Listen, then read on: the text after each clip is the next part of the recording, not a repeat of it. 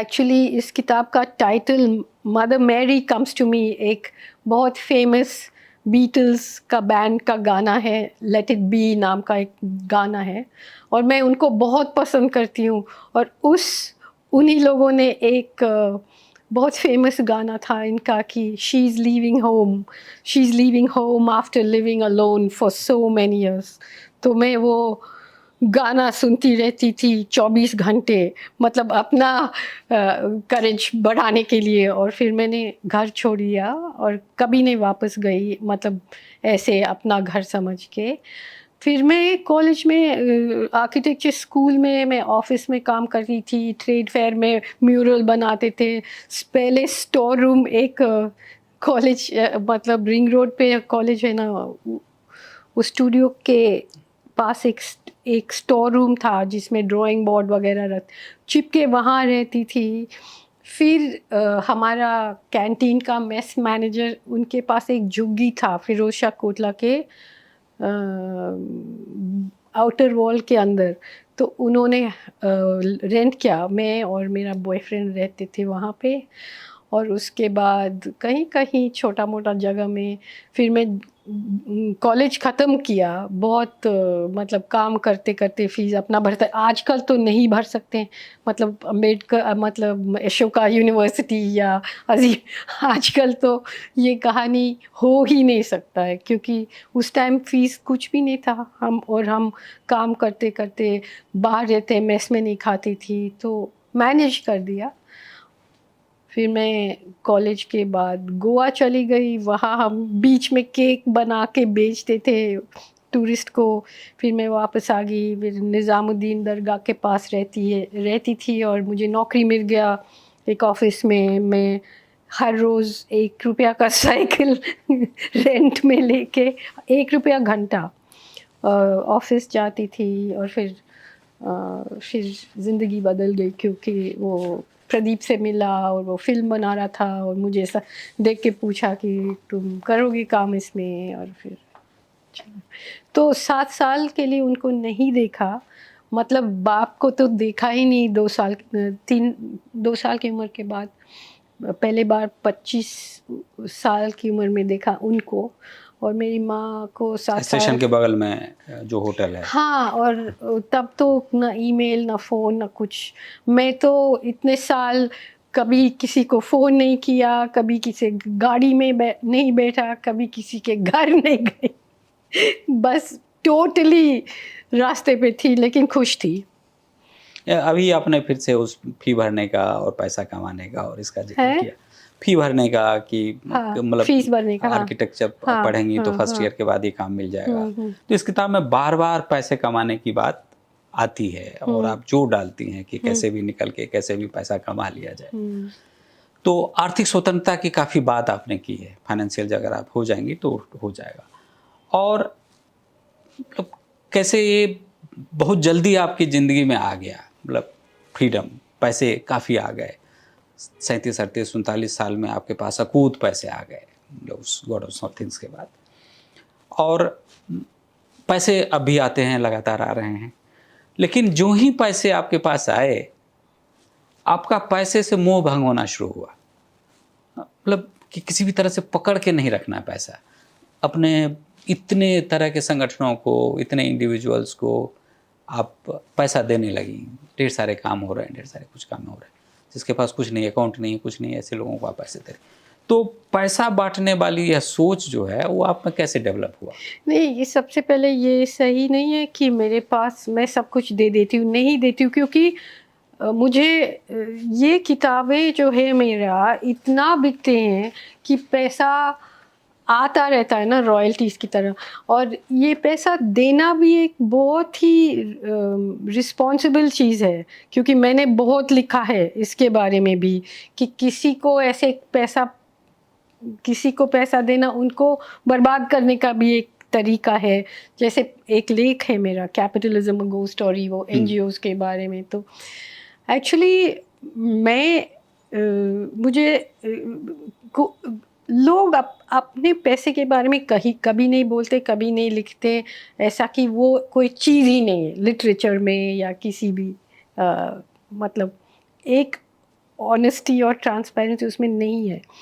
तो मेरे पास पैसा अभी भी है और मैं अभी भी देती हूँ, लेकिन हम लोग एक ट्रस्ट बनाया और रिस्पॉन्सिबल तरीके से देते हैं। जितना मैं बांट सकती हूँ मैं बांट सकती हूँ, लेकिन है ऐसा नहीं है कि मैं गांधी जी के तरह रह रही हूँ कहीं।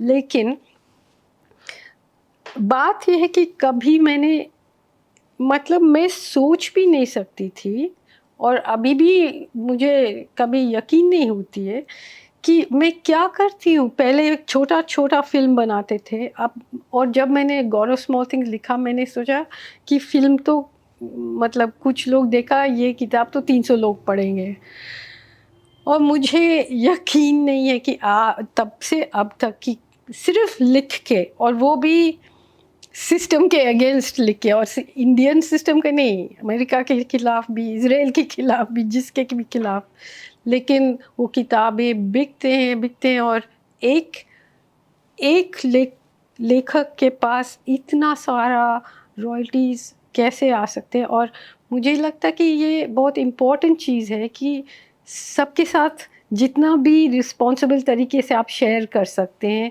क्योंकि वो भी अपना काम करे, वो भी अपना फिल्म बनाए, वो भी अपना फैक्ट फाइंडिंग करे, वो भी अपना, कितने सारे एक्टिविस्ट लोग के अभी NGOs सब बंद हो गया। तो लेकिन एक्चुअली दोनों चीज़ करना मेरे लिए मुश्किल है, क्योंकि वो एक फुल टाइम जॉब है कि कैसे आपका पैसा शेयर कर सकते, किसके साथ को, मतलब कितने सारे चालाकी होता है उससे। और फिर मतलब गवर्नमेंट की निगाह भी मेरे ऊपर है, तो रिस्पॉन्सिबली करना पड़ता है। लेकिन कोशिश रहती है। अब ये मैं नहीं कह सकती हूँ कि मैंने सारा कुछ बांट दिया, मैं बहुत अच्छा इंसान हूँ और मैं अपने लिए कुछ नहीं रखा। ऐसे इंसान भी नहीं हूँ मैं। मस्ती करती हूँ, मजाक करती हूँ, अच्छी घर में रहती हूँ। फिर से उस किताब पर, इस किताब का नाम आपने मेरी माँ मेरी गैंगस्टर रखा। कि गैंगस्टर थोड़ा स्ट्रॉन्ग शब्द है, थोड़ा नहीं, काफ़ी स्ट्रॉन्ग शब्द है। और एक बेटी और एक लेखक के रूप में उनके इस मिजाज को आप गैंगस्टर मानती हैं, मतलब वो कैसे? और यह सिर्फ मुझे अपनी माँ की कहानी लगती। जब पूरी किताब मैं पढ़ा तो ये सिर्फ आपकी माँ की कहानी नहीं है, उसमें आपकी कहानी है, इसमें पूरी दुनिया की कहानी है। मतलब बाबरी मस्जिद डिमोलिशन है, न्यूक्लियर ये है, नक्सल मूवमेंट है, तो काफ़ी चीज़ें। तो 3 चीज़ों को आपने कैसे एक साथ किया, और गैंगस्टर ही क्यों इस किताब का नाम आपने रखा? आप मेरी माँ से नहीं मिला ना, इसीलिए आप सवाल पूछ रहे। वो पूरी तरह से गैंगस्टर है। गैंगस्टर मैं प्यार से बोलती हूँ, लेकिन उस शहर में इस औरत को वो स्कूल और वो लड़ाई जो उन्होंने लड़ा, उनको गैंगस्टर बनना पड़ा, मतलब लोगों को डराना पड़ा, और मैं उसका इज़्ज़त करती हूँ। और मुझे मतलब ये इसका पहला चैप्टर का नाम ही गैंगस्टर है, और पहला चैप्टर में मैं समझाती हूँ कि उसका मतलब क्या है मेरे लिए। लेकिन जैसे मैंने कहा कि मैं और मेरी माँ घरेलू औरतें नहीं थे। हम बाहर घर के बाहर दुनिया में जीते थे, दुनिया से लड़ते थे, दुनिया को प्यार भी करते थे और बाहर। तो जो भी मैंने लिखा है, ना सिर्फ इस किताब में, लेकिन मेरा पूरा जो लेख है, नर्मदा लो या न्यूक्लियर लो या प्राइवेटाइजेशन के ऊपर या कैपिटलिज्म के ऊपर या पार्लियामेंट अटैक के ऊपर या जो कुछ भी है, उसमें ये कोई PhD सब्जेक्ट नहीं है जो मैंने तलाश के निकाल के लिखा। वो सब मेरा एक्चुअल ज़िंदगी से लिंक्ड है। जैसे जब हम लोग मेरा दूसरा जो फिल्म मैंने लिखा, इलेक्ट्रिक मून, पहला वाला any gives it those one, जब उसका पूरा मतलब डिज़ाइन और सेट मैं जंगल में बना रही थी, पचमढ़ी में, और भोपाल से कुछ बड़े ट्रक का सामान लेके हमें वहाँ पहाड़ों के जंगल के बीच में पहुँचाना था, और मैं फंस गई वो रथ यात्रा में। हमारा शेड्यूल भंग हो गया, और मैं तभी अपने आँखों से देखा कि क्या आने वाला है। और तो सारा चीज़ ऑर्गेनिकली लिंक्ड है। मैं जब जेल गई थी कंटेम्प्ट ऑफ कोर्ट के लिए नर्मदा के लेख लिखने के बाद, तब मैं जो पार्लियामेंट अटैक का अक्यूज था वो उन्हीं के सेल में जाके उनसे मिला, तब मुझे समझ आया। मैं वापस आई, मैंने पढ़ा क्या हो रहा क्या नहीं हो रहा, तो सब कुछ लिंक्ड है मेरी ज़िंदगी से। ये नहीं है कि मैं रैंडमली कोई टॉपिक ढूंढ के लिखती हूँ। जैसे नक्सल के बारे में भी हमारे इसमें अर्ली चैप्टर है नक्सल के बारे में, जब मैं छोटी थी और कैसे केरला में वो मूवमेंट बढ़ा था और हमारे ऊपर क्या असर पड़ा था और क्यों मेरे लिए एक फैसिनेशन था उसका।